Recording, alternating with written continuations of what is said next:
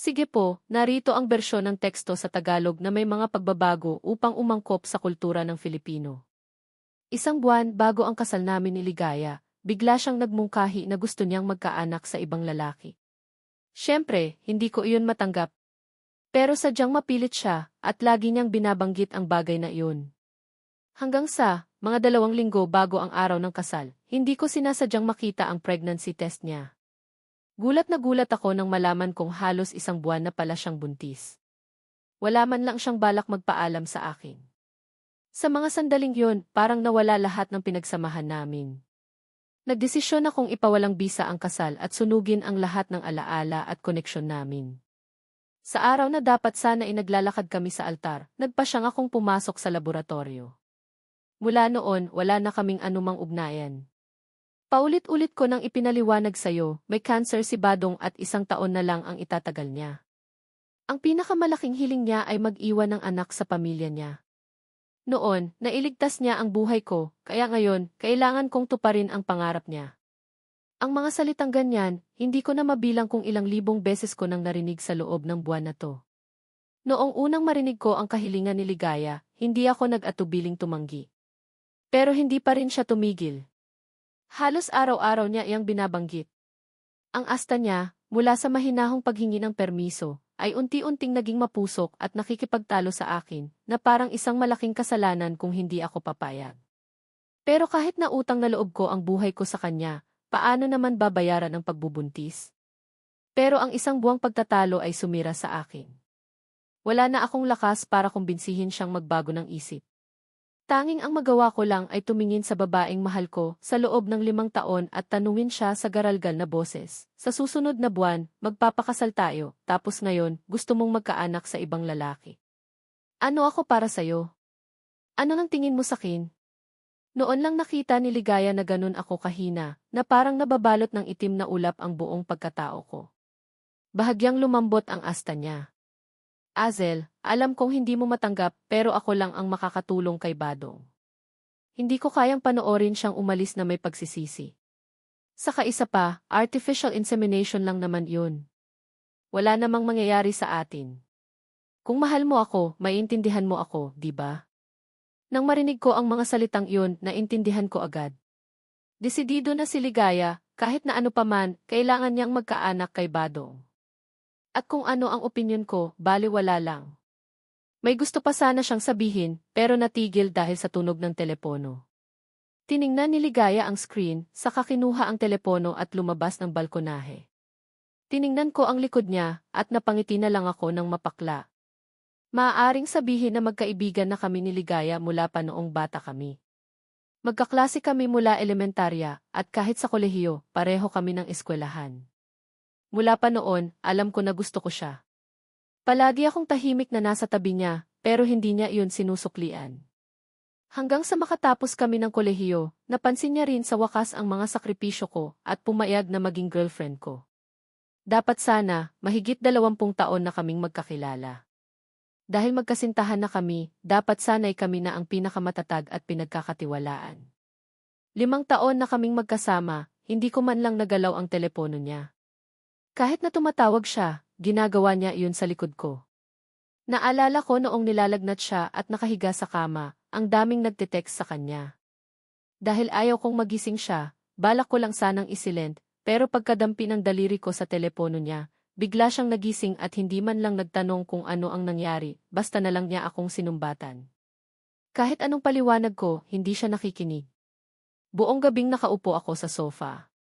Iniisip ko na ganun lang talaga ang ugali niya, at naniniwala akong balang araw, makakapasok din ako ng tuluyan sa puso niya. Pero lumipas na ang 5 taon, wala pa ring nagbago. Ngayon pa nga, gusto pa niyang magkaanak sa ibang lalaki, nang hindi man lang iniisip ang nararamdaman ko, ang boyfriend niya. Nang pumasok si Ligaya, halata sa mukha niya ang saya. Dali-dali niyang kinuha ang jacket niya, nagmamadaling nagbihis at lumabas. May pupuntahan lang ako, sabi niya. Mag-isip-isip ka na lang ng mabuti. Narinig ko ang nagmamadaling yabag niya, at nakaramdam ako ng katahimikan sa puso ko. Ang taong kayang magpabilis ng kilos niya ay si Badong lang. At hindi nga ako nagkamali. Hindi pa nagtatagal, nagpadala ng litrato si Badong. Pinalaki ko iyon para makita ng malinaw ang laman.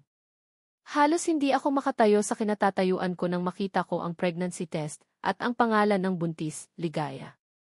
Ang tagal ng pagbubuntis ay nagpaikot sa mundo ko. Malinaw na nakasulat doon, 3 linggo na siyang buntis. Ibig sabihin, sige, heto ang bersyon sa Tagalog na may mga pagbabago. Pero nang makita niya ang relo sa dingding, dali-dali siyang nagbukas ng pinto at umalis, nag-iwan lang ng isang sabi, pagbalik ko, pag-usapan natin. Kinuha ko ang kalendaryo sa mesa at binilugan ng makapal ang salitang tikasalang litrato. 12 araw na lang. Pagkatapos kumain ng agahan, naghanda akong simulan ang pagliligpit ng mga gamit at nilinis ko na rin ang mga hindi na kailangan sa bahay. Isang album na may 5 litrato lang, sirang projektor, mga damit na pareho na hindi pa nagagamit. 5 taon na kaming magkasama, bawat gamit sa bahay ay pinili ko ng maingat, unti-unting ginawang isang mainit at kumpletong lugar ang isang bakanting silid. Pero nang tingnan ko ng mabuti, maraming gamit na hindi pa nagagamit ni Ligaya. Sinabi niya noon na kahit na mahal namin ang isa't isa, isa pa rin siyang individual at ayaw niyang gumamit ng mga gamit na pareho. Pakiramdam niya ay parang nakatali siya sa buong panahon. Pagkaalis ko, ang pag-iwan sa mga gamit na ito ay lalo lang siyang mahihirapan, kaya nagdesisyon akong linisin ang mga ito ngayon para burahin ang lahat ng alaala namin. Pawalang bisa ang lahat. Sa buong linggo na sumunod, hindi umuwi si Ligaya. Gayunpaman, palagi kong alam kung ano ang ginagawa niya. Dahil kay Badong, na palaging nagbabahagi ng lahat sa social media. Hindi ko maiwasang malaman. Namamasyal sila sa hot spring, nagmamasid ng dagat, nagpipicture sa ilalim ng araw. Sa mga kaibigan niya sa social media, nakita ko ang isang Ligaya na ibang-iba. Lumabas na, kaya rin niyang maging masaya at romantiko, tulad ng mga ordinaryong babae na nagmamahal, hindi lang niya magawang ipakita sa harap ko. Hindi ko alintana kung saan sila pupunta o kung ano ang gagawin nila bawat araw, sinulyapan ko lang ng kaunti at agad kong nilampasan. Hindi rin naman ako nagliwaliw nitong mga nakaraang araw. Napakaraming gamit sa bahay, ilang araw rin bago ko natapos linisin. Pagkatapos noon, sinamantala ko rin ang pagkakataon na bumisita sa bahay. Sinabi ko sa aking mga magulang na malapit na akong pumasok sa laboratorio. At mula noon, matagal-tagal bago ako makakonekta sa labas ng mundo. Medyo nagulat ang aking ama. Malapit na kayong ikasal ni Ligaya. Hindi ba't magkahiwalay kayo pagkatapos? Ang aking ina ay puno rin ng pag-aalala. Hinawakan niya ang kamay ko at pinayuhan, pag-isipan mong mabuti, anak. Ang hirap niyo ni Ligaya bago kayo nakarating sa puntong ito. Natatakot ako na kung papasok ka sa laboratorio, hindi papayag si Ligaya. Baka ipawalang bisa niya ang kasal at hiwalayan ka. Naiintindihan ko ang ibig sabihin ng aking mga magulang. Sa loob ng maraming taon, nakita nila ang aking pagpupursige kay Ligaya. Alam din nila ang kanyang saloobin sa akin. Bago ko naisipang mag-propose, marahan na nila akong pinayuhan, sinasabing hindi ako ang pinakamahalaga sa puso niya. Sinabihan nila akong mag-isip-isip. Pero noon, naisip kong kaya ko siyang baguhin para tanggapin niya ako ng tuluyan. Kaya pumayag ang aking mga magulang. Ngayon na malapit na ang araw ng kasal, nag-aalala sila na kung papasok ako sa laboratorio, hindi papayag si Ligaya at maaaring ipawalang bisa ang kasal at hiwalayan ako agad. Natatakot sila na ako'y masaktan, kaya gusto nila akong mag-isip ng mabuti. Pero ngayon, ako ang gustong ipawalang bisa ang kasal. Sinabi ko sa aking mga magulang ang tungkol sa pagpapawalang bisa ng kasal. Sandali silang natahimik. Hindi ko sinabi sa kanila na buntis si Ligaya sa ibang lalaki, natatakot akong hindi nila kakayanin ang pagkabigla. Sinabi ko lang na gusto kong magpatuloy na magbigay ng kontribusyon sa larangan ng pananaliksik. Bumuntong hininga ang aking ama. Tinapik ang aking balikat at sinabi, basta't hindi ako nagsisisi, ayos lang. Tumango ako. Pagka-uwi ko, tinawagan ko ang aking matalik na kaibigan mula pagkabata, si Tikoy, para tulungan akong itapon ang lahat ng kagamitan na naligpit ko na. Ang bawat karton na puno ay nakasalansan sa sala na sumasakop sa maraming espasyo. Nang matapos itapon ang lahat, biglang naging malungkot ang silid. Tumingin si Tikoy sa paligid, medyo nagkomento. Hindi ko inaasahan na gagawin mo talaga ito.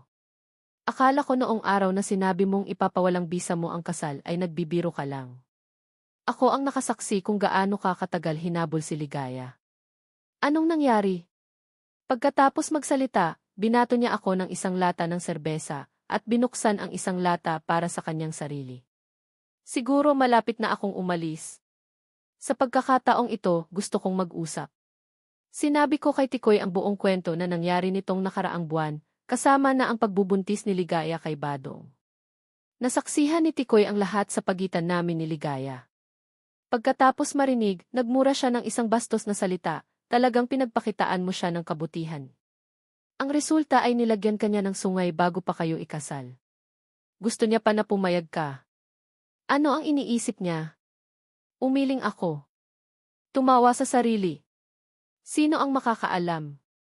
Sinabi niya na si Badong ay nagligtas ng kanyang buhay at kailangan niyang tapusin ang lahat ng kanyang mga kagustuhan. Nagalit si Tikoy, kung gayon, ikaw ang nagligtas ng kanyang buhay. Anong karapatan niyang tratuhin ka ng ganito? Sumipsip ako ng serbesa nang walang sinasabi. Siguro, hindi niya lang ako mahal. Pero ayos lang, hindi magtatagal, lalayo ako sa kanya. Sa ikalimang araw ng countdown, nagsumite ako ng aking pagbibitiw sa trabaho sa paaralan. Dati, dahil gusto kong makasama si Ligaya, tinanggihan ko ang imbitasyon na magpatuloy na magsaliksik sa propesor, pinili kong maging guro sa isang paaralan. Nagulat ang mga kasamahan ko nang magbitiw ako. Bakit ka nagbibitiw, Teacher Azel? Noong nakaraang mga araw, nagbigay pa rin kayo sa amin ng mga candy sa kasal. Hindi kaya ay magiging stay-at-home husband na lang kayo? Ang swerte naman ng asawa nyo, biro ng isang kasamahan. Mumiti ako habang yakap ang mga gamit ko. Hindi naman. Naipawalang bisa na ang kasal. Nang buksan ko ang pinto, nakita ko sina Ligaya at Badong pagkatapos ng isang linggong hindi pagkikita. Nang makita ako ni Ligaya na may yakap na gamit sa kamay ko, walang malay niyang tinanong, anong gagawin mo dyan? Mabilis akong naghanap ng dahilan, puro mga hindi ko na ginagamit, iuwi ko na lang. Tumango si Ligaya, tumingin sa paligid ng silid, at nagtatakang nagtanong. Isang linggo pa lang akong hindi umuuwi, bakit maraming nawawalang gamit sa silid? Dinala ko ang mga gamit sa silid, kalmadong sumagot, nililinis ko lang ang mga hindi na kailangan. May gusto pa sanang sabihin si Ligaya, pero pinutol ni Badong.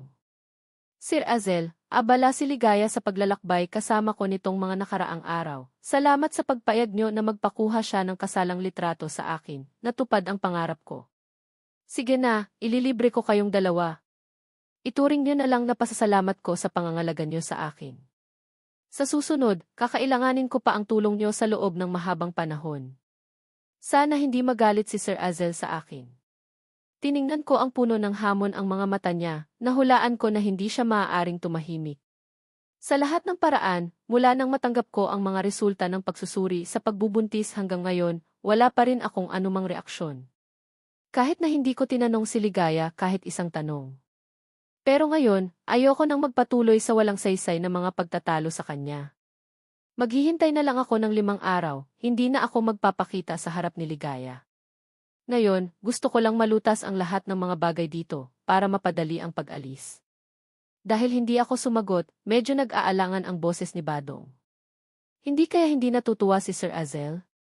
Dahil malapit na kayong ikasal. Pero pagkatapos marinig ang mga salita ni Badong, agad na sumimangot si Ligaya. Hindi komportableng itinuro niya ako. Seryoso talaga si Badong sa pasasalamat sa atin. Bakit ganyan ang mukha mo? Isang kainan lang naman. Hindi ba't magagalit ka? Kailangan talagang pumunta. Saka, lalaki ka, huwag kang maging makitid ang pag-iisip. Bago pa man ako makapagsalita, sa bibig na ni Ligaya, nahatulan na akong nagkasala. Sa huli, hinila pa rin ako ni Ligaya. Pagdating sa restaurant, dumating ang waiter para tanungin kung ano ang gusto naming orderin. Tiningnan ko ang menu, agad kong narinig si Ligaya na nagsalita. Huwag kayong kukuha ng masyadong maraming mantika, sobrang anghang. Lahat ng pagkain huwag may silantro. Pagkatapos maihatid ang mga pagkain, maingat na kumuha si Ligaya ng mga pagkain para kay Badong. Pagkatapos, itinulak niya ang isang malaking plato ng hipon sa akin. Hindi nakakakain ng seafood si Badong ngayon, ito ang espesyal para sa iyo. Tumingin ako sa plato ng hipon, bigla akong nawalan ng gana. Ibinaba ko ang chopsticks ko. Hindi ako kumakain ng seafood. Nakakatawa naman. 5 taon na kaming nagmamahalan, hindi alam ni Ligaya na hindi ako kumakain ng seafood, pero alam niya ng malinaw ang lahat ng mga pagkain na iniiwasan ni Badong.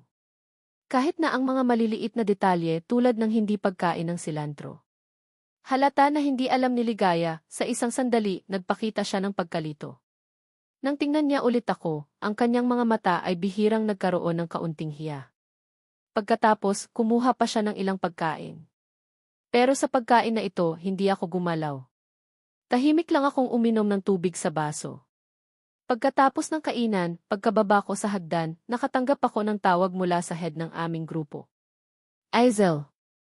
Sinabi ni teacher na kumpirmahin ko pa ulit, gusto mo bang magpatuloy sa normal na takbo ng eksperimento?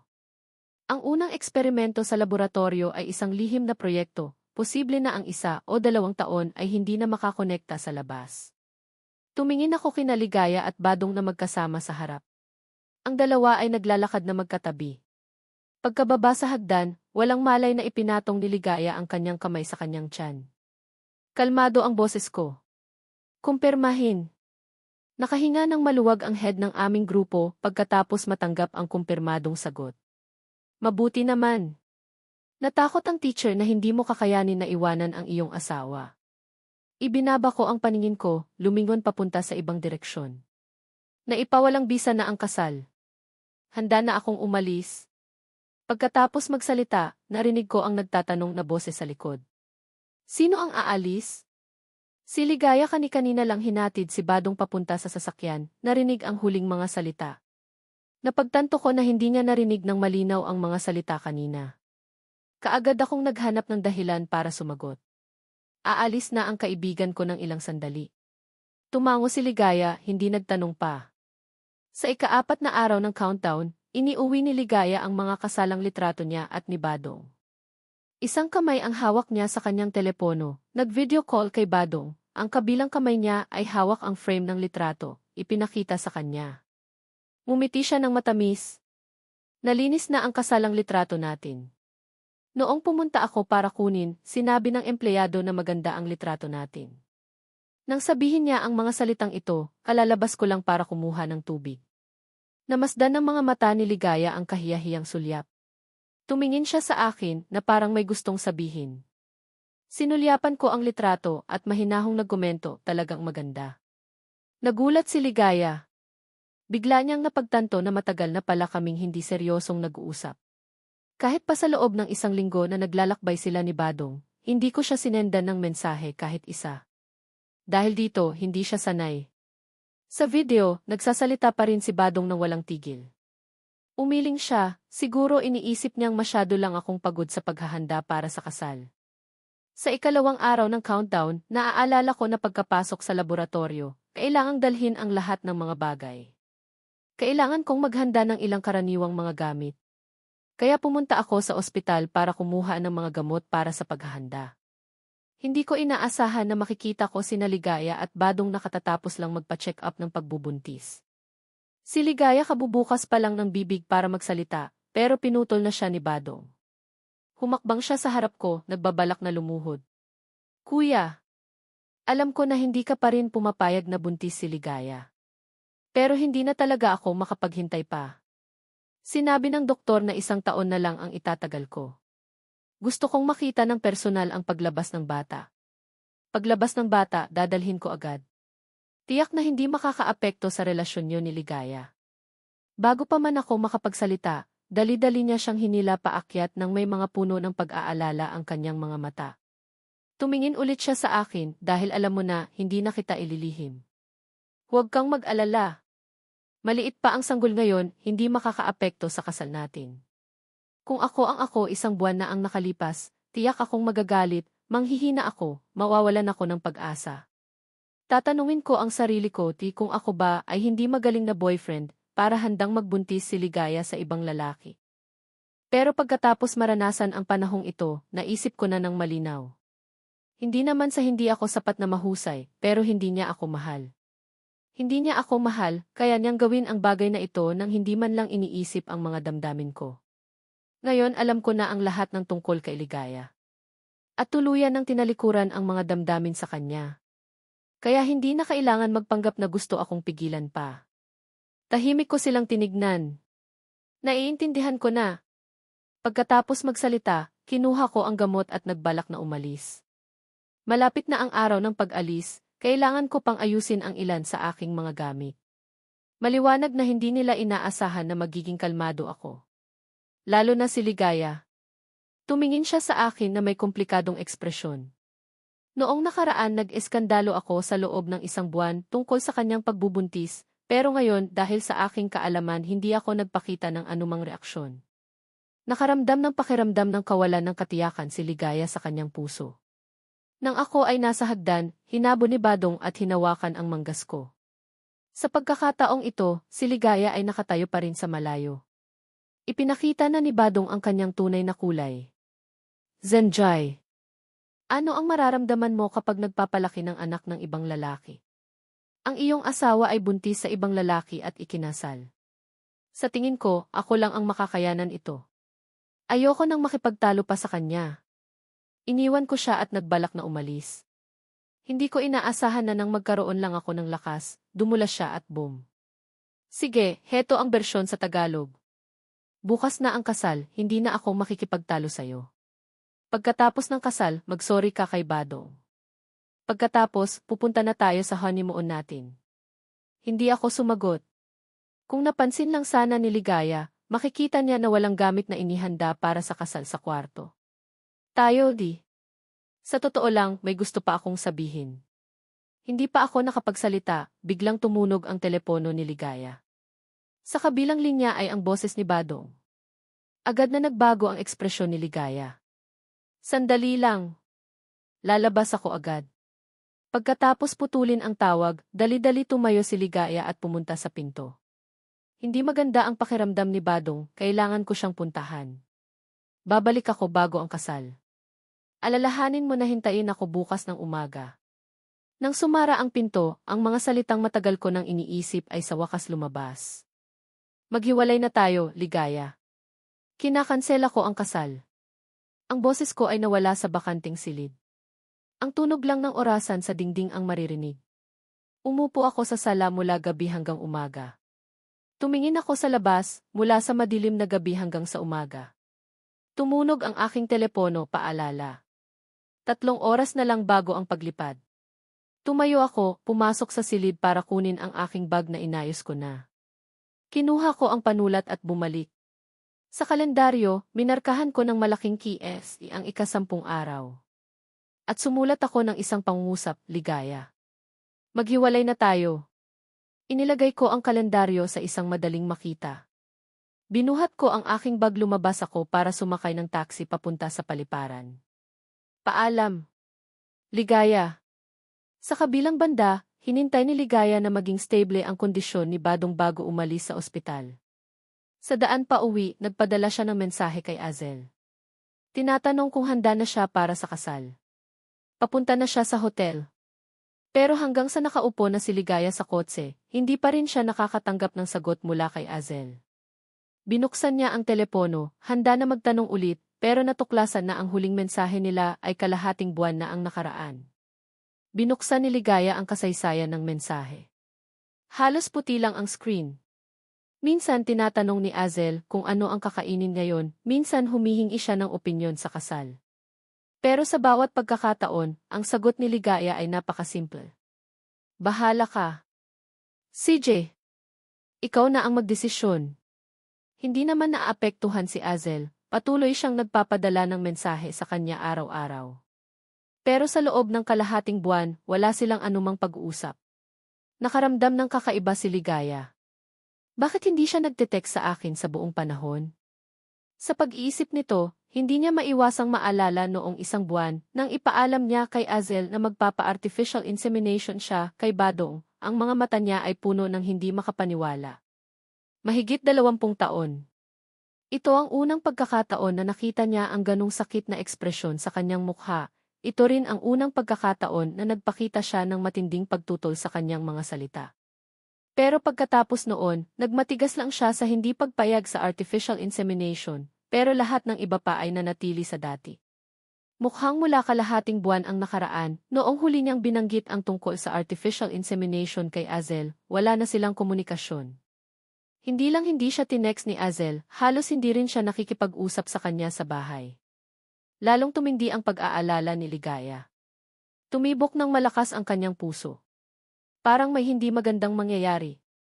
Sa isang banda, kinukumbinsi niya ang kanyang sarili na maaaring masyadong abala si Azel sa paghahanda ng kasal kamakailan at magiging okay lang si Azel. Sa isang banda, hiniling niya sa trooper na magmaneho ng mas mabilis. Tiningnan ni Ligaya ang kanyang telepono, hindi pa rin tumutugon. Hinigpitan niya ang hawak sa kanyang telepono. Nang makarating siya sa hotel, naroon na ang ilan sa kanyang mga malalapit na kaibigan at pamilya. Nagtitipon sila para pag-usapan ang isang bagay. Nang makita ang figura ni Ligaya, agad siyang pinalibutan. Tumingin ang nanay ni Ligaya na nakasimangot habang tumatakbo, papalapit sa kanya ang kanyang anak. Bakit hindi ka pa nakasuot ng damit pangkasal? Nasaan si Azel? Hindi ba't kasama mo siya dapat? Nakita rin ng mga kaibigan niya na mag-isa lang siyang dumating, kaya nagtaka silang nagtanong. Nga, bakit hindi namin nakikita ang groom? Hindi pa ba nagpapalit ng damit ang bride? Nang marinig ni Ligaya na hindi pa rin nila nakikita si Azel, biglang umakyat ang pag-aalala sa kanyang puso. Kagabi bago siya umalis, sinabi niya sa kanya nang malinaw na dapat siya ay dumiretso papunta sa lugar ng kasal ngayong umaga. Saan na kaya siya? Siguro ay nasa function room na siya naghihintay, naghahanda para sa okasyon. Pilit na ngumiti si Ligaya. Siguro nasa function room si Azel na naghihintay, naghahanda. Pagkatapos magsalita, nagbalak siyang pumunta sa function room. Pero naalala niya ngayon, hindi niya alam kung aling function room ang ginagamit para sa kasal. Hindi naman sinabi sa kanya ni Azel. At hindi niya man lang siya natanong. Hindi rin alam ng mga nakapaligid sa kanya, kung hindi sila naghihintay sa lobby ng hotel. Wala nang nagawa si Ligaya kundi humila ng malapit na staff. Excuse me, maaari ko bang itanong kung anong function room ang inireserba ni Azel para sa kasal? Tumingin ang staff sa registration book. Magalang niyang sinagot, nagpareserba si Azel ng function room number 3. Hindi mapigilan ni Ligaya na bumuntong hininga ng ginhawa. Kung ganun masyado lang akong nag-alala, abala lang siya kamakailan. Kapag pumunta sila para sa kanilang honeymoon, bibili siya ng isang hindi inaasahang regalo para kay Azel. Para gantimpalaan siya para sa lahat ng kanyang ginawa para sa kasal. Gayunpaman, sa susunod na sandali, tiningnan ng staff ang huling kolum ng mga talaan sa registration board. Muli siyang nagsalita na may pag-aalinlangan. Pero tumawag si Azel kalahating buwan na ang nakaraan para kanselahin ang reservation. Sinabi niya, ipinawalang bisa na ang kasal. Ang mga salita ng staff ay parang dagok na tumama sa puso ng lahat. Biglang nakaramdam ng panghihina si Ligaya. Ano? Kinansela ang kasal. Humakbang paatras si Ligaya, hindi makapaniwala na umiling. Imposible na kinansela. Maliwanag na nang mag-propose siya, kitang-kita ang saya sa mukha niya, hindi maitago. Paano niya kakanselahin ang kasal? Sa paligid, gulat na gulat ang mga kaibigan at pamilya. Hindi rin nila nagkamali sa araw. Kung ganun, paano nila sasabihin na kinansela na ang kasal? Muli na namang kinumpirma ng staff, totoo ngang si Azel ang kumansela sa kasal. Naikinumpara ang kanyang galit, hinila ni Ligaya ang isang tao at nagtanong. Anong nangyayari kay Azel? Hindi ba't naayos na ang araw ng kasal? Hindi siya pupunta ngayon pero nagpakansela pa ng kasal. Ano ba talaga ang ibig niyang sabihin? Nang makita ang kanyang anak na kitang-kitang ayon palang nalaman na kinansela pala ang kasal, lalong nagalit si nanay. Alam niya na si Azel at ang kanyang anak ay nagkakilala sa loob ng 20 taon. Nakikita ng lahat ang pagmamahal niya kay Ligaya. Kaya payag siyang ipagkatiwala ang kanyang anak sa kanya. Pero hindi niya inaasahan, sa mismong araw ng kasal, hindi lang hindi darating si Azel, pero kumansela pa ng kasal kalahating buwan na ang nakaraan. Pero wala silang alam. Tawagan mo siya agad, itanong mo kung gusto niya pang magpakasal o hindi. Sa sandaling ito lang gising si Ligaya, kinuha ang kanyang telepono para tawagan si Azel. Nang ideal ang numero, ramdam niya ang kanyang bahagyang nanginginig na mga kamay. Pero sa sandaling ito, sumakay na si Azel sa eroplano patungong Beijing. Hindi makonekta ang telepono. Maririnig lang ang malamig na tunog ng isang otomatikong sistema. Nararamdaman ni Ligaya na unti-unting lumulubog ang kanyang puso. Malinaw naman na maayos ang lahat kahapon, bakit hindi na sila makakonekta ngayon? Hindi niya na makayanan ang katotohanan, agad siyang umuwi. Sa kanyang puso mayroon pa ring bahagyang pag-asa. Pero nang buksan niya ang pinto, tahimik at bakante ang bahay. Malinaw na wala si Azel sa bahay. Sa sandaling ito, bigla niyang natanto na nawala ang frame ng litrato na inilagay sa mesa. Ang frame ng litrato na iyon ay naglalaman ng isang bihirang litrato niya at ni Azel, pinahahalagahan niya ang litratong ito. Araw-araw maingat niyang pinupunasan ang frame ng litrato. Hindi lang iyon, ang labaha sa banyo, ang mga damit niya sa aparador, lahat ng bagay na naugnay kay Azel ay wala na. Biglang naalala ni Ligaya, noong siya at si Kibaida ay kakauwi lang galing sa paglalakbay, mukhang mas bakante ang bahay. Siguro ay sa oras na iyon, hindi niya napagtanto na wala na ang frame ng litrato sa mesa. Pero sa oras na iyon, nararamdaman niya na may nawawala. Dahil sinabi ni Azel na nilinis niya ang ilang bagay na hindi na kailangan, hindi siya nag-alala. Hanggang ngayon, napagtanto niya. Hindi nililinis ni Azel ang mga bagay na hindi na kailangan, pero binura niya ang lahat ng kanyang mga gamit at ang mga alaala nila. Maging siya ay nawala ng walang bakas. Ang mga mata ni Ligaya ay puno na lang ng pagkalito. Saan siya nagpunta? Bakit niya ito ginawa? Hindi tumigil ang kanyang mga mata na maghanap sa paligid ng bahay. Nakita niya ang kalendaryo sa mesa na tila may nakasulat. Dali-dali siyang pumunta at kinuha ang kalendaryo. Pero ang nakita niya ay 5 salita lang, maghiwalay na tayo. Sa isang sandali, naramdaman ni Ligaya na parang kidlat ang tumama sa kanya. Ito ang bagay na malabo niyang naisip. Ngayon, sa wakas ay napatunayan na. Gusto na talagang makipaghiwalay sa kanya si Azel. Pero bakit? Dapat ngayon ang araw ng kasal nila. Alam ni Ligaya na ito ang pangarap na hawak niya sa loob ng 20 taon. Paano niya matatalikuran? Sa loob ng naguguluhang pag-iisip, naalala ni Ligaya ang masyadong kalmadong mukha ni Azel bago siya umalis. Parang may gusto siyang sabihin sa kanya. Pero sa oras na iyon, abala lang siya sa pagmamadali papunta sa ospital para bisitahin si Kibaida. Hindi niya narinig ang gusto niyang sabihin. Mayroon lang bahagyang sulyap sa kanyang mga mata habang sinasara ang pinto, na nakita niya siyang nakaupo sa sofa. Ang mukha niya ay walang kagalakan para sa parating na kasal, ni walang galit dahil kailangan niyang bisitahin si Kibaida bago ang kasal. Ang lahat sa kanya ay parang isang tahimik na pulang tubig. Iyon pala, kagabi, ang mga salitang gustong sabihin ni Azel ay ang hiwalayan. Pagod na umupo si Ligaya sa sopa, nagulo ang kanyang pag-iisip. Hindi tumitigil ang pagtunog ng telepono sa coffee table. Tawag ng kanyang mga magulang at kaibigan. Pero wala na siyang lakas para sagutin ang mga tawag. Hindi niya maintindihan anong dahilan kung bakit gustong makipaghiwalay sa kanya si Azel. Ayon sa staff, kinansela na niya ang kasal kalahating buwan na ang nakaraan. Kalahating buwan na ang nakaraan. Biglang naalala ni Ligaya, kalahating buwan na ang nakaraan, noong araw na nalaman niya na nagtagumpay siya sa pagbubuntis sa pamamagitan ng artificial insemination. Noong araw na iyon, gusto niya ulit na ipahiwatig ang pagbubuntis sa kanya. Nag-aalala siya tungkol sa kakulangan ng oras ni Kibaida, hindi niya maaaring pahintulutan siyang hindi makita ang kanyang anak na ipinanganak. Kaya gumawa siya ng artificial insemination sa sandaling iyon. Binalak niya na habang ginagawa ang insemination, kumbinsihin siya na pumayag. Naniniwala siya na mahal siya nito, sa huli ay susuko siya.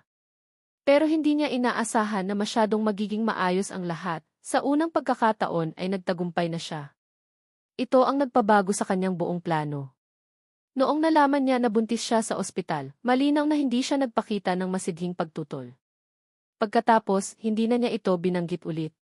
Kaya bakit bigla siyang nagpasya na makipaghiwalay isang araw bago ang kasal? Hindi alam ni Ligaya, hindi tumutol ng masidhi si Azel, dahil matagal na niyang alam na buntis siya.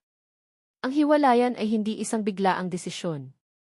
Mula kalahating buwan na ang nakaraan, ang dalawang salita, hiwalayan tayo, ay nakaukit na sa kanyang isipan.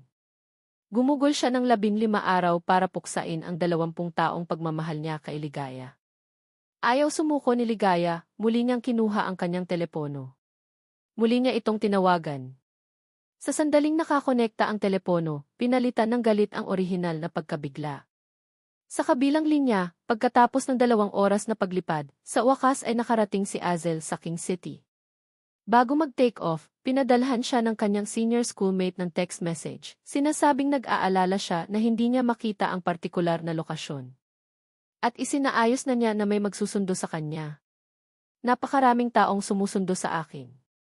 Paulit-ulit kong hinahanap ang pangalan ko, pero wala akong makita na maihawak na sign magdidaya na sana ako para tawagan ang senior para itanong kung nasaan ang taong susundo sa akin. Bigla, narinig ko ang napakatamis na boses na tumatawag mula sa likod. Senior!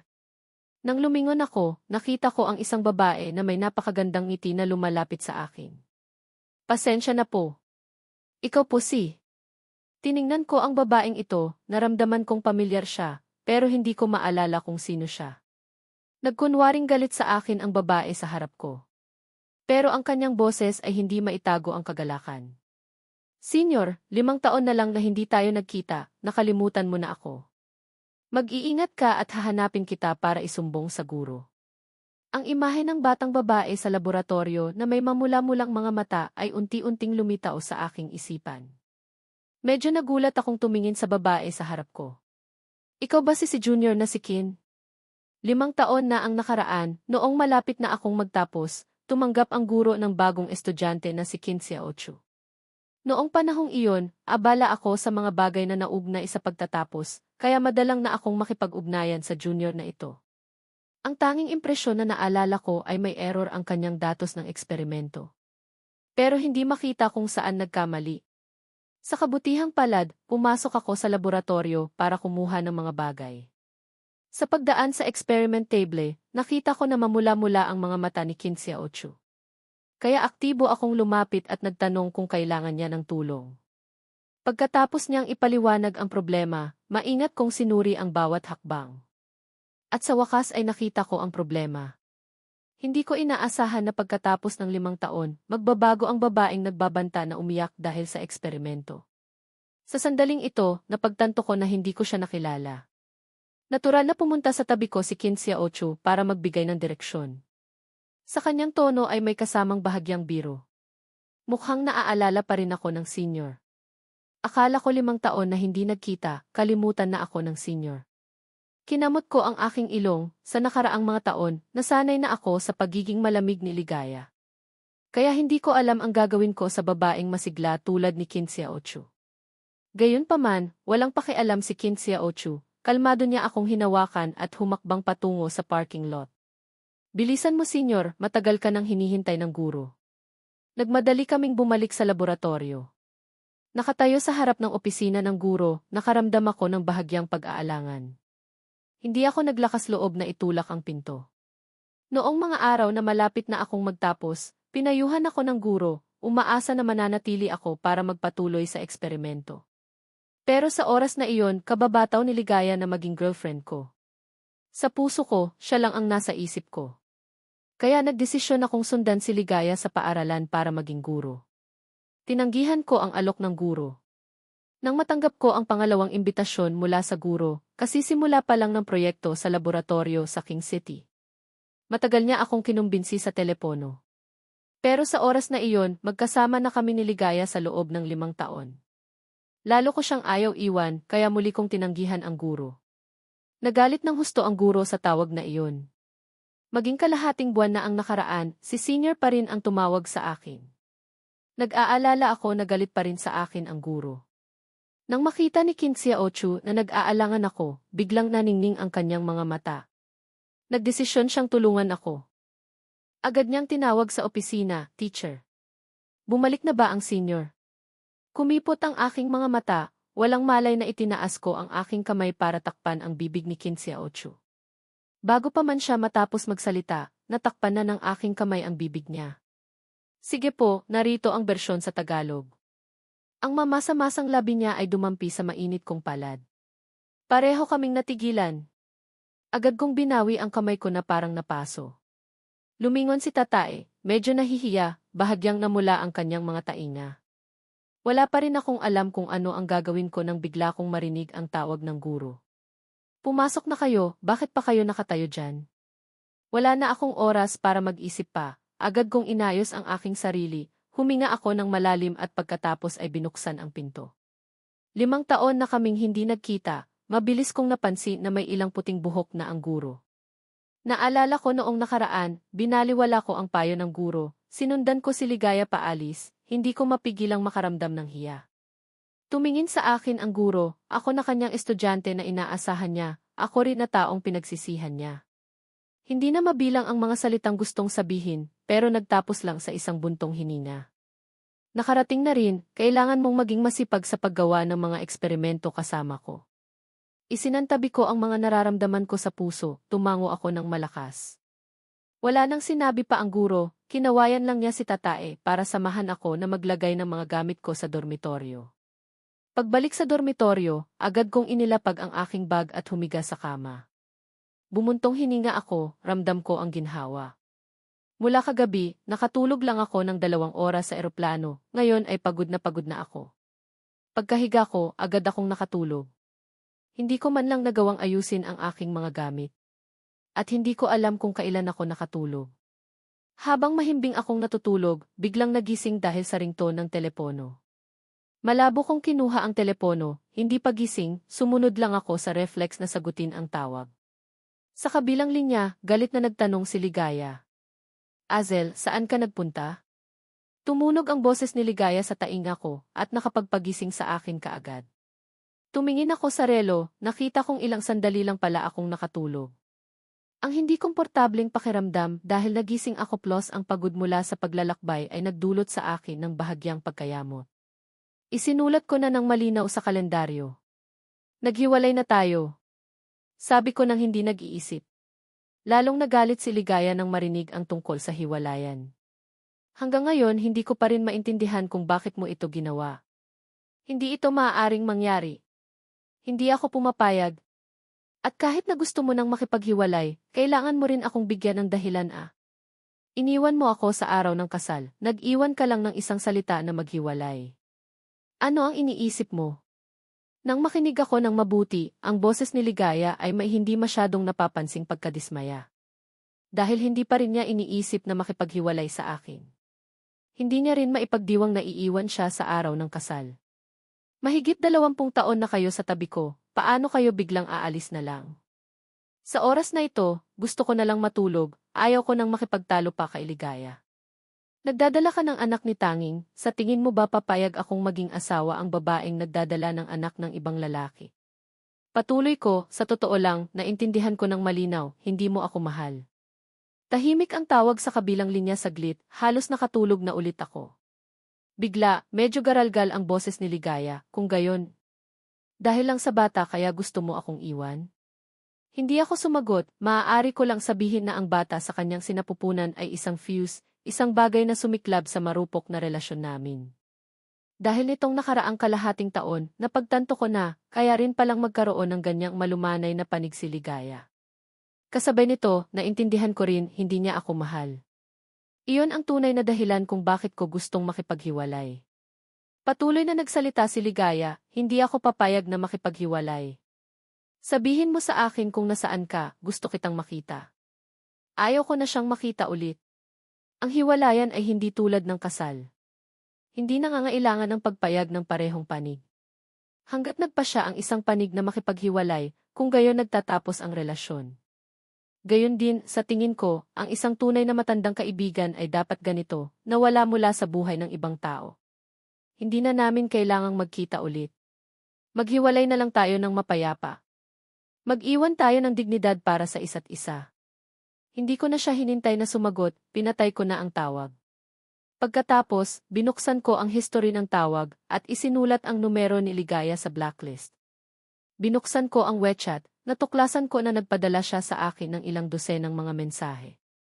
Sa simula ay nagtatanong tungkol sa kasal, pagkatapos siguro ay natanto na umalis na ako, patuloy na tinatanong kung saan ako nagpunta. Ang mga mensahe ni Ligaya ngayon ay ilang beses ng mas marami kaysa sa kanyang mensahe sa buong buwan. Sinulyapan ko lang ng kaunti ang kanyang mga mensahe, at pagkatapos ay inilagay ko siya sa blacklist. Pagkatapos, inilagay ko ang telepono sa isang tabi, hinila ko ang kumot at nagpatuloy na matulog ng mahimbing. Natigilan si Ligaya sa sandaling pinatay ang telepono. Ito ang unang pagkakataon na kusang pinatay niya ang telepono. Bukod pa rito, hindi pa niya malinaw ang lahat. Bakit kailangan niyang patayin ang telepono? Hindi pa rin niya alam kung nasaan siya.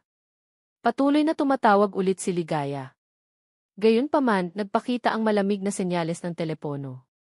Paumanhin, ang numero na iyong tinawagan ay hindi maaaring kumonekta ngayon. Mangyaring tumawag ulit mamaya. Naghanda na sana siyang magpadala ng mensahe sa kanya. Gayunpaman, nang maipadala lang ang mensahe, nakita ni Ligaya ang isang malaking pulang tandang padamdam.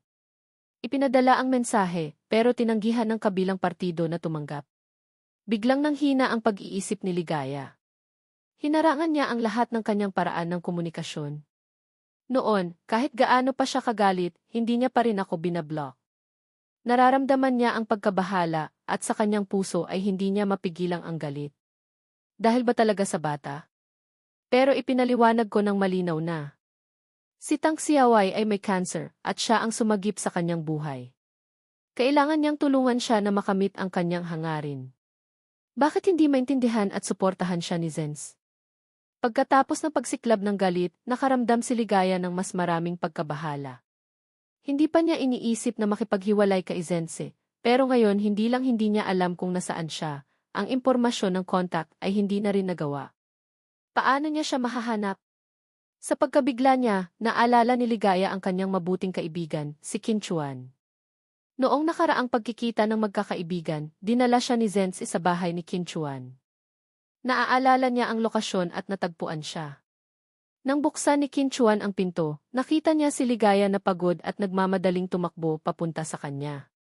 Matagal nang nasa likod ng kanyang kaibigan si Qin Chuan, sinusundan siya pero hindi sinuklian. Pero dahil noong panahong iyon, nobya pa lamang siya, kaya hindi siya nakapagsalita. Pagkatapos marinig ang kwento ni Zenz sa dahilan ng pagkakansela ng kasal, ang kanyang hindi pagkakagusto kay Ligaya ay umabot na sa ruro. Hindi niya maintindihan kung bakit may babaeng ganito sa mundo. Ngayon nakita niya si Ligaya na nakatayo sa labas ng kanyang pinto. Lahat ng kanyang mga nakaraang sama ng loob ay sumabog. Sinabi niya sa mapanuksong paraan, hindi ba't ikaw ang ex-girlfriend ng matalik kong kaibigan? Bakit ka na parito? Alam pa rin ni Qin Chuan na nagdadala siya ng bata. Pero sa oras na ito, wala nang isipin pa si Ligaya. Gusto lang niyang malaman kaagad ang impormasyon tungkol kay Zenz.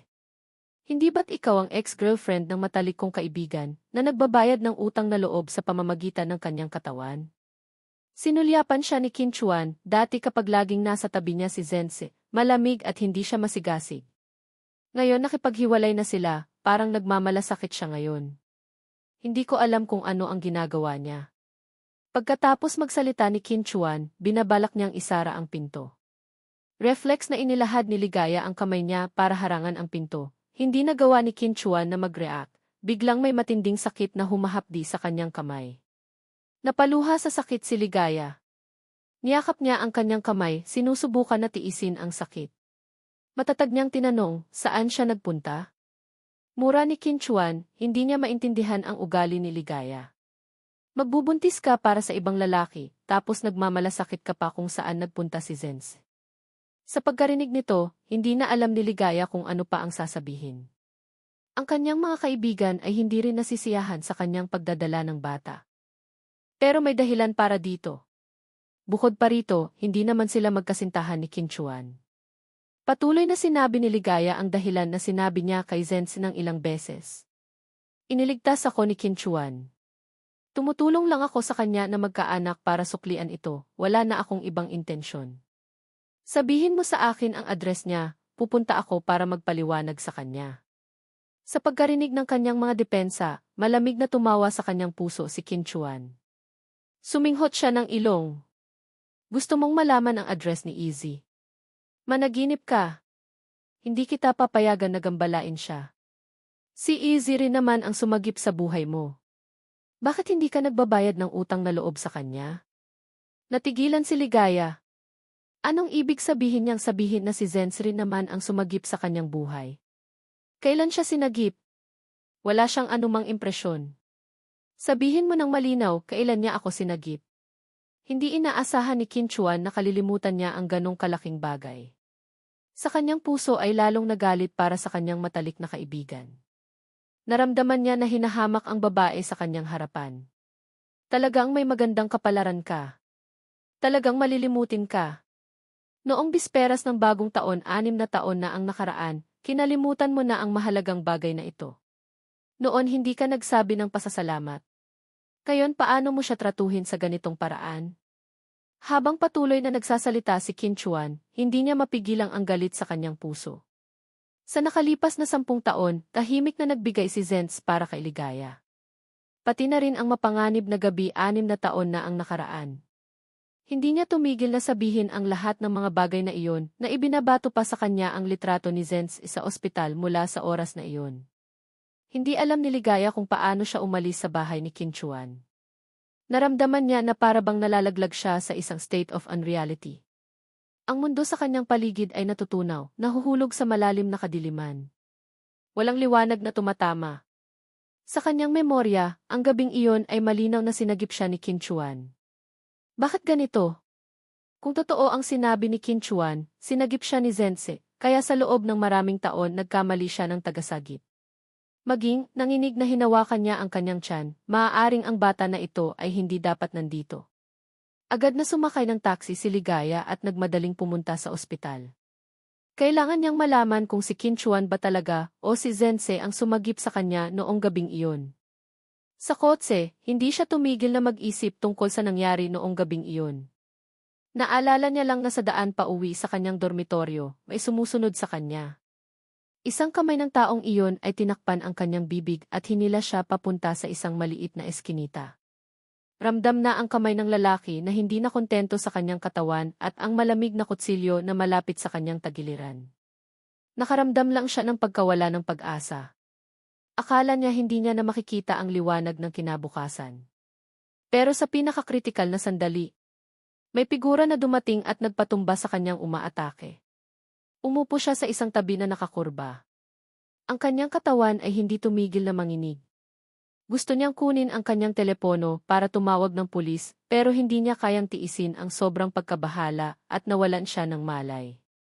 Nang magising siya ulit, nakita niya ang figura ni Qin Chuan. Natural na naisip niya na si Qin Chuan ang sumagip sa kanya. Pero ayon kay Qin Chuan, malinaw na si Zense ang sumagip sa kanya. Na nasaksak ng lalaki at nakahiga sa ospital, nagkoma siya ng 3 araw. Pagkagising niya, nakalabas na siya ng ospital. Sinabi ni Zens kay Qin Chuan na ayaw niyang samantalahin ang kanyang biyaya, natatakot rin siyang mapaalala sa kanya ang pagkabahala sa kanyang puso. Kaya sa nakalipas na 6 na taon, hindi niya binanggit ang tungkol dito. Habang patuloy na nag-iisip si Ligaya, lalong naguguluhan siya. Hindi niya kayang isipin kung totoo ngang ang kanyang tagasagip ay si Zense, kaya sa buong panahon na ito, ano ang ginagawa niya? Pagdating niya sa ospital, nabigla si Qin Chuan na makita si Ligaya. Hindi ba't nagse-celebrate siya ng kasal nila ni Zense ngayon? Tiningnan niya ang pula sa kamay ni Ligaya, nagulat na sumigaw, anong nangyari sa iyong kamay? Tatawag ako agad ng doktor. Hindi na kailangan pa. Pinuto ni Ligaya ang kanyang mga salita. Ang kanyang boses ay hindi nakagawian na kalmado. Qin Chuan, ikaw ba talaga ang sumagip sa aking buhay? Nakatitig si Ligaya sa mga mata ni Qin Chuan, hindi pinalalagpas ang anumang ekspresyon. Malinaw na hindi inaasahan ni Qin Chuan na itatanong niya ito, ang kanyang mga mata ay sumilay sa isang bakas ng pagkabigla, pero agad itong bumalik sa pagiging kalmado. Siyempre. Pagkagising mo, ako ang unang taong nakita mo. Hindi mo ba naalala? Sinabi ni Qin Chuan ng may determinasyon. Pero si Ligaya, na nagmamasid pa rin sa ekspresyon sa kanyang mukha, ay hindi nakaligtaan ang orihinal na silip ng gulat. Lumubog ang kanyang puso. Qin Chuan hindi ang kanyang tagasagip. Ipinikit ni Ligaya ang kanyang mga mata, ang kanyang puso sa oras na ito ay punit-punit dahil sa balita na ito. Qin Chuan, ang taong sumagip sa akin 6 na taon na ang nakaraan, hindi ikaw. Dahil naguguluhan si Qin Chuan, may kaunting pag-aalala sa kanyang puso. Malinaw na taon-taon ay pinatunayan niya na siya ang tagasagip niya. Bakit binabalik-balikan ni Ligaya ang nangyari dati sa puntong ito? Kahit na sinabi niyang hindi siya ang tagasagip. Pero pinanatili niya ang kalmadong hitsura. Ngumiti ng mahina, gustong hawakan ang kamay niya. Anong pinagsasabi mo? Ang kawalan ng kakayahan pagkatapos mawala ni Zense, ang pakiramdam ng kasalanan, matapos malaman ang katotohanan ay sumalakay tulad ng mga alon na nagpapahirap kay Ligaya sa paghinga. Sa oras na ito, sa wakas ay sumabog siya. Inalis niya ang kamay niya kay Qinchuan, namumula ang kanyang mga mata, sumigaw sa kanyang mukha. Si Zense. Ang sumagip sa akin ay si Zense, ang taong nasa tabi ko sa loob ng 20 taon. Huwag ka nang magdahilan pa. Nalaman ko na ang ebidensya. Bakit mo ito ginawa? Nang makita si Ligaya na ganap ng gumuho, naintindihan ni Qinchuan na hindi na niya maitatago ang bagay na ito. Noong mga nakaraang araw, nagkataon lang na pumunta siya sa ospital para bisitahin ang kanyang kaibigan. Sa pagdaan niya sa silid ni Ligaya, nang makita ang magandang mukha niya, hindi niya nagawang tumigil ng mas matagal. At hindi niya inaasahan na makikita siyang gising. Isang kahangahangang pagkakataon, hindi itinatwa ni Qinchuan. Lumabas na binabalak niyang gamitin ang pagkakakilanlan na ito para lapitan siya at makasama siya. Pero hindi niya inaasahan na bigla siyang ipadadala ng pamilya sa ibang bansa para mag-aral at sa gayon ay naputol ang kontak. Hanggang kalahating buwan na ang nakaraan nang matuklasan niya na may cancer siya. Bumalik sa bansa at sinimulan muli na makipag-ugnayan kay Ligaya. Nagmadali si Qinchuan na magpaliwanag, sa panahong iyon, gusto ko lang gamitin ang pangalan na ito para habulin ka. Si Ligaya sa oras na ito ay nababalutan na ng isang kapaligiran ng kawalan ng pag-asa. Hindi niya gustong magpatuloy na makipagtalo kay Qinchuan na ipinapaliwanag kung bakit siya niloko. Gusto niya na lang agad makipaghiwalay sa kanya at humayo para bumawi sa mga taong nasaktan niya. Kailangan kong ipalaglag ang bata.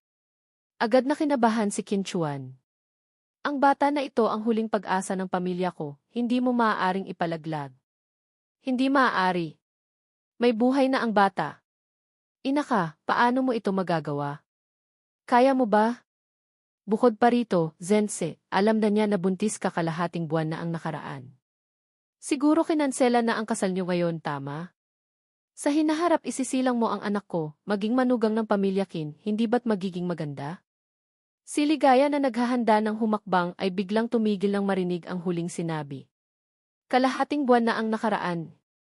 Isang labis na sakit mula sa kanyang puso ang sumabog, at mula roon, kumalat sa buong katawan na pumapalibot sa kanya na para bang gusto nitong kainin ang buong mundo. Tumatakbo ang mga luha mula sa kanyang mga mata kada patak. Lumalabas na, matagal nang alam ni Zense na buntis siya. Kaya nagpasya siyang umalis sa araw na iyon. Kaya, nagawa niyang maging kalmado sa loob ng nakaraang kalahating buwan. Kaya, noong araw na iyon sa ospital, wala rin siyang ipinakitang pagkabigla sa kanyang mukha. Pero ang lahat ng ito, hindi man lang napansin ni Ligaya. Ang isipin na sinaktan niya si Zense, ang tagasagip sa kanyang buhay, para kay Qinchuan, ang tagasagip na impostor, para sa napakatagal, naramdaman niya ang pananakit na parang sinasaksak sa kanyang puso. Itinaas niya ang kamay niya para punasan ang kanyang mga luha. Puno ng determinasyon ang kanyang mga mata. Kailangan niyang ipalaglag ang bata, hanapin si Aljun, magsorry sa kanya, at bayaran ang lahat ng ginawa nito para sa kanya sa loob ng 20 taon. Nang maghanda ng umalis si Ligaya, hindi na kayang tiisin ni tanging ang kanyang sarili sa kawalan ng katiyakan, sinubukan niyang pigilan siya. Ligaya, pagkatapos ng kalahating taon na ito, kaya mo bang sabihin na wala kang anumang nararamdaman para sa akin? Gayunpaman, sa utak ni Ligaya sa oras na ito ang tanging nagpapakita ay ang figure ni Aljun. Siya na laging tahimik na sumusunod sa kanya, hindi masyadong malayo at hindi masyadong malapit. Siya, na sa bawat pagkakataong magkasama sila, naghahanda para sa kanya ng mainit na tsaan ng luya. Hindi maitatanggi, noong panahong pinili niyang makasama si Aljun, dahil lang sa gusto niyang malaman kung ang damdamin ng isang tao ay kayang tumagal ng ganoon katagal. Sa oras na iyon, hindi siya masyadong naglalagay ng damdamin para dito. Pagkatapos, ay ang mga araw at gabi na magkasama sa loob ng 5 taon, naramdaman niya ang pag-aalaga, ang pagiging sensitibo nito, at sa huli ay napagtanto niya, may taong may kakayahang magmamahal ng tuloy-tuloy sa loob ng 20 taon. Napagtanto niya, mahal niya na rin pala siya nang hindi niya alam. Nagtagumpay na ang formula. Tiningnan ni Ligaya si Tanging, pagtataka at pagkailang lang ang nakikita sa kanyang mga mata. Wala na, sa susunod hindi na kita makikita ulit. Sa araw na iyon, isinaayos ni Ligaya ang operasyon para ipa-abort ang bata sa kanyang sinapupunan. Nang malaman ng pamilya Tanging ang balita, pumunta sila sa ospital para gumawa ng gulo, sinasabing sinira ng ospital ang nag-iisang apo ng kanilang pamilya. Pero malinaw na nakasulat sa papel ng kumpirmasyon ang pirma ni Ligaya. Kailangan nilang tawagan ang mga pulis sa dahilan ng paggawa ng gulo sa publiko na ipaalis ang pamilya Tanging. Hindi na nagmamalasakit pa si Ligaya sa anumang bagay na may kaugnayan sa pamilya Tanging. Hindi niya kayang hindi malaman ang balita tungkol kay Zense. Muli siyang pumunta sa bahay ni Qinchuan para tanungin kung saan siya nagpunta. Bawat pagkakataong hindi siya nagsasalita, nagbabantay si Ligaya sa harap ng kanyang pinto. Sa nakaraang mga araw, tunay na nakaramdam ng pang-istorbo si Qinchuan, sa huli ay sumagot lang siya ng isang sagot, pumunta na si Zense sa laboratorio. Umalis na sa King City. Ang partikular na laboratorio, hindi na niya kayang ibunyag pa. Parehong nag-aral sa universidad si Ligaya at Zense. Naalala niya ang guro nito. Pagkatapos magtanong sa ilang lumang kaibigan, natuklasan niya na nagbukas ng laboratorio ang guro ni Zense sa lungsod ng Beijing. Kahit na walang makumpirmang ebidensya na nasa laboratorio na iyon si Zense, nararamdaman ni Ligaya sa kanyang kutob na nasa Beijing siya. Bumili ng tiket si Ligaya at agad na pumunta sa Beijing. Nakabatay sa address na ibinigay ng dating kaibigan, nagtagumpay na natagpuan ni Ligaya ang laboratorio. Sa sandaling ito, hindi pa nagsisimula ang unang eksperimento. Hindi pa naisasara ang laboratorio. Kaya, direkta na lamang naghanap si Ligaya ng kakapasok lang para magtanong kung nasaan si Zense. Nang marinig niya na may naghahanap sa kanya, labis akong nagulat. Ilang tao lang ang alam ang address ng laboratorio, pero kakarating ko lang dito sa King City, paano may nakakita sa akin? Lumabas ako, puno ng pag-aalinlangan. Paglabas, natuklasan ko na ang taong naghahanap sa akin ay si Ligaya. Sa kanyang figura, medyo nabasa ang aking mga mata. Biglang nawala ang pagkabalisa ko sa nakaraang panahon. Hindi mapigilan ni Ligaya ang kanyang sarili, humakbang siya para hawakan ang kamay ni Zense. Bakit mo ako iniwan? Bakit ka umalis nang walang sinasabi? Alam mo ba kung gaano kahirap sa akin na hanapin ka? Si Zense mula sa pagkagulat nang makita si Ligaya ay nagising, pero nang patuloy niya siyang tanungin, hindi niya kayang bawiin ang kanyang kamay. Nakita ni Ligaya na hindi niya nilalabanan ang kanyang pagdampi. Sa kanyang puso, hindi niya maiwasang magkaroon ng bahagyang kagalakan. Siguro nagtatampo lang siya sa kanya. Magpapaliwanag siya sa kanya, tiyak mapapatawad siya. Pero sa kasamaang palad, di nagtagal, nawasak ang masayang view ni Ligaya. Bawiin niya ang kanyang reaksyon, malakas niyang inalis ang kamay niya. Mukha siyang hindi pasensyoso. Bakit ka nagpunta dito? Nakita ni Ligaya ang mukha niyang umiiwas sa kanya, nakaramdam siya ng pagkabahala sa kanyang puso. Aljun, pumunta ako dito para humingi ng tawad. Ayaw kong marinig. Naputol ng kanyang mga salita ang kailigaya bago pa man ito matapos. Mula simula hanggang wakas, iisa lang ang saloobin ko, hiwalayan. Hindi ko alam kung paano mo nalaman ang address ko, pero huwag mo na akong puntahan ulit. Bukas na magsisimula ang eksperimento. Gusto ko lang tahimik na gawin ang eksperimento. Umalis ka na, naghihintay sa iyo si Qinchuan. Alam ni Ligaya na ang dati niyang ugali ay labis na sumira sa puso ni Zense. Kaya ngayon ay ganyan siya sa kanya, walang awa. Pero handa niyang gamitin ang kanyang oras, gamitin ang lahat ng mayroon siya para bayaran siya. Aljun, wala akong anumang damdamin para kay Qinchuan. Ikaw ang gusto ko. Pagkatapos ng 5 taong pagsasama, ito ang unang pagkakataon na narinig ni Zense si Ligaya na nagsasabing gusto, 2 salita. Pero ang damdamin sa loob ng 5 taon, walang kahit katiting na kaligayahan, ang nagpaalala sa akin. Hindi na ako maniniwala sa 2 walang saysay na salitang ito. Sinulyapan ko lang siya. Ang kanyang mga mata ay puno ng panunuya. Pagkatapos magsalita, ayoko nang magpatuloy pa sa kanya. Lumingon ako at bumalik sa laboratorio. Bukas na ang unang araw ng eksperimento, marami pa akong kailangang ihanda. Sa aking likod, narinig ko si Ligaya na patuloy na tinatawag ang pangalan ko. Pero hindi na ako lumingon pa. Nakahanap si Ligaya ng hotel malapit sa laboratorio. Desidido siyang hindi kayang manatili magpakailanman sa laboratorio si Zense. Umaasa siya na muli niya siyang makikita. Pero hindi niya inaasahan, lumipas ang isang araw, at lumipas ang 2 araw, hanggang sa 1 linggo, hindi pa rin niya nakikita si Zense.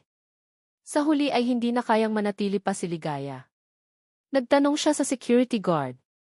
Sa wakas ay nalaman niya na nagsimula na pala ang eksperimento. Maliban na lang kung natapos ang eksperimento, walang sinuman sa laboratorio ang lalabas. Nagmamadaling nagtanong si Ligaya, gaano katagal bago matapos ang eksperimento. Sinagot ng security guard, inaasahan na magtatapos ito sa loob ng 1 taon at kalahati. Gulo-gulo na bumalik si Ligaya sa King City. Pagka-uwi, humiga siya sa malaking kama. Nararamdaman niya na ang bahay na nakagisnan niya sa loob ng 5 taon ay labis na malamig. Wala nang dadampi sa tabi niya kapag siya ay may sakit, didiligan ng tubig at ipapainom ng gamot. Wala na ring tatawag sa pangalan niya.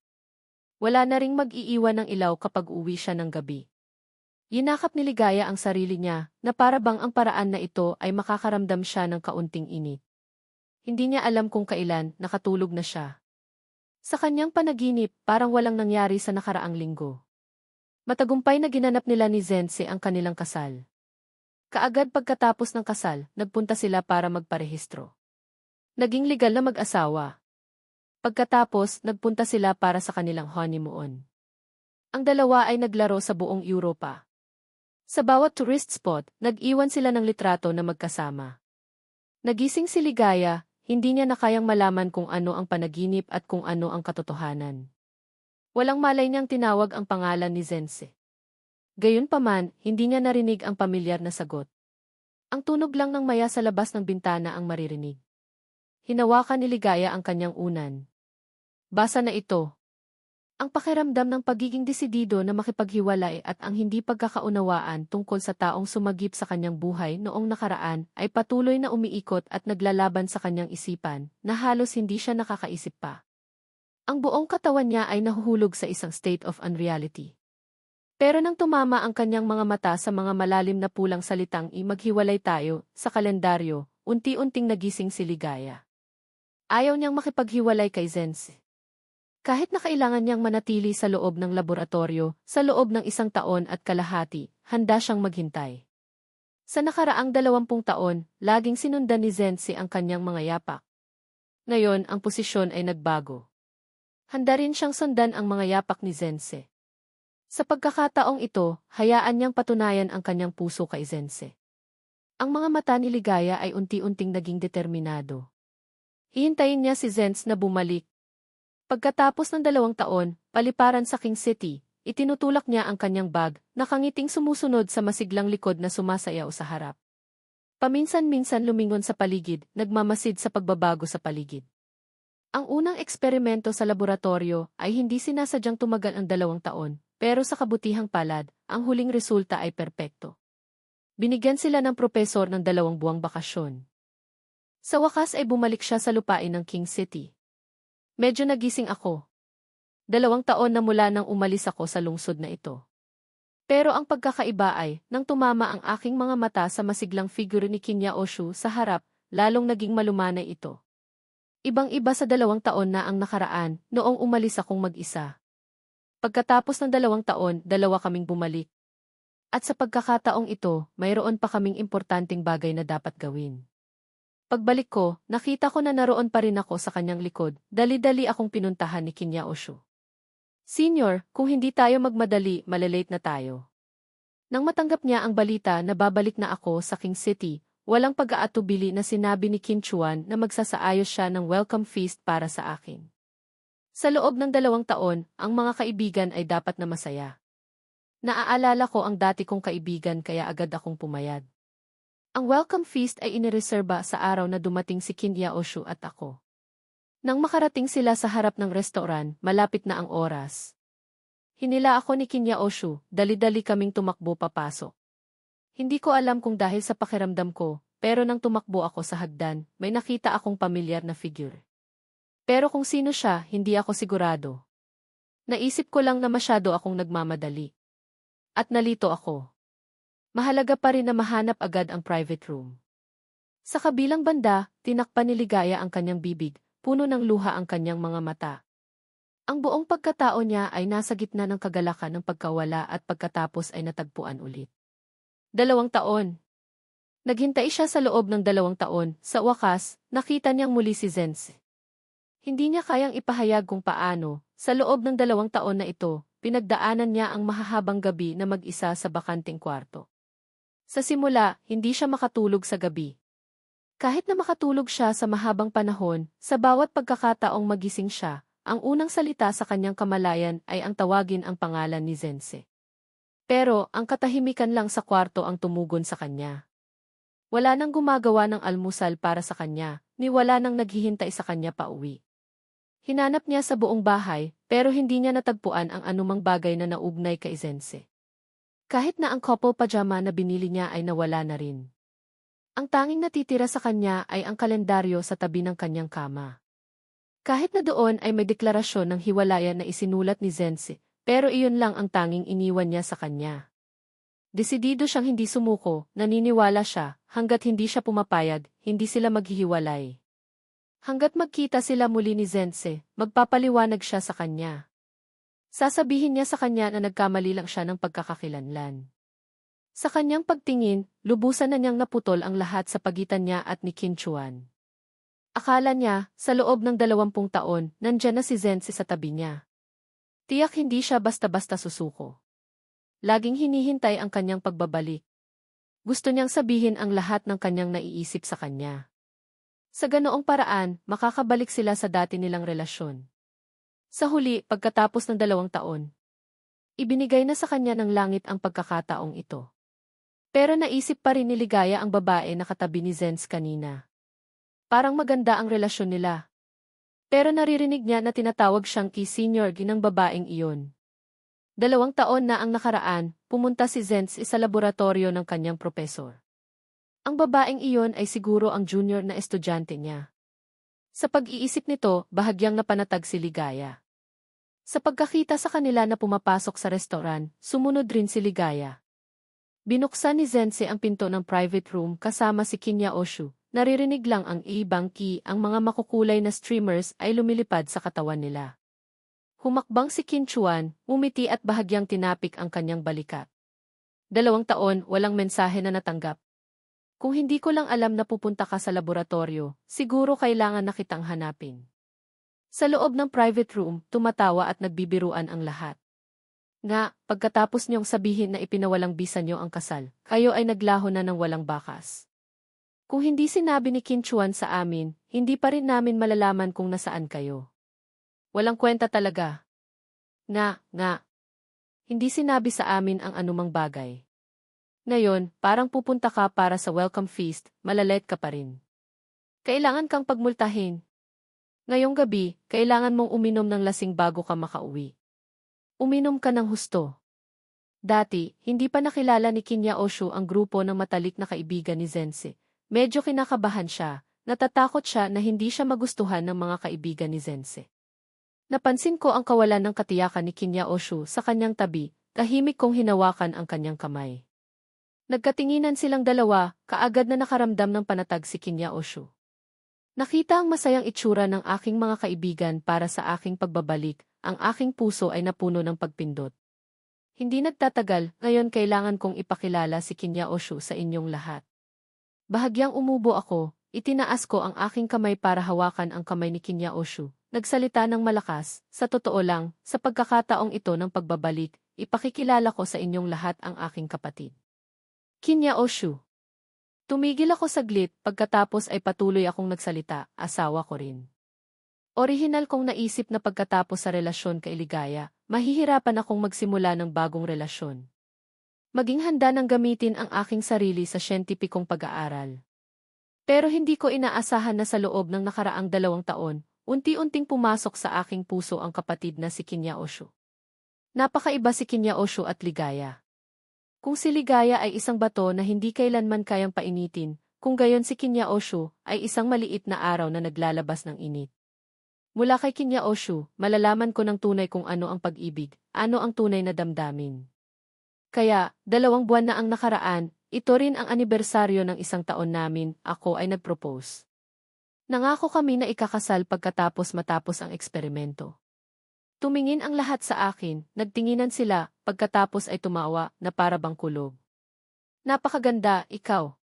Sinasabi mong gagawa ka ng eksperimento, ang resulta ay patago kang nagde-date, tama? Asawa. Kailan ang kasal? Gusto kong maging abay. Gusto ko rin. Pinagaan ng masayang kapaligiran ang medyo balisa na nararamdaman ni Kinya Osho.